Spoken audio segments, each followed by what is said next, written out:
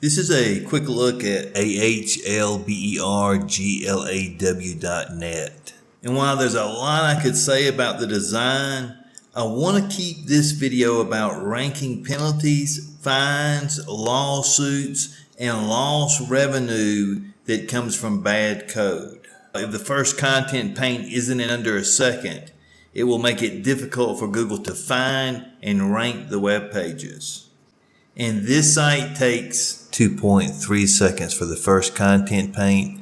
So bad code will prevent the search engines from finding and ranking this site's pages.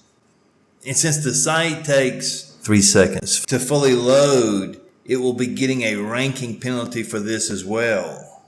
Because when Google studied their ad network, they found if a website takes 3 seconds to load, it will lose 53% of its traffic, more than half its traffic.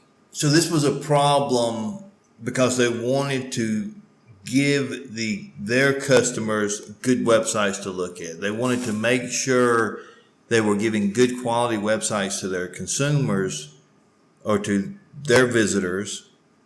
And the amount of time it took a web page to load was causing people to lose it. More than half the people would leave if the website took more than 53 seconds to load.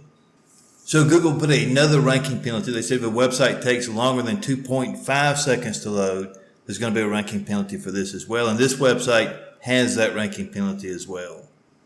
So the site is losing conversions. It has a ranking penalty. It's not getting spidered as long, as often, or as deep, all because of bad code. And in addition to this, the site isn't ADA compliant. If a website's not ADA compliant, that's the Americans with Disabilities Act, then the fines start at $50,000 per an incident. It can go up to like $150,000 per an incident. And in addition to that, you can get sued. And you can continue to get fined and sued until you either go out of business or fix the problem. And even if the test came back that there weren't ADA compliant problems, because the code is not W3C compliant, it is also not ADA compliant, because one error can prevent the site from working correctly in a device or prevent the search engines from being able to spider the site. So professionals should always validate their code. That way they know that they didn't forget to close a tag, they know that everything is good, and they know that everything's been optimized and is up to date. The consequences of bad code go beyond financial losses. It can jeopardize the very livelihood of the business. Attorneys invest good money into websites that suffer from loading issues, aren't ADA compliant, and don't have valid code.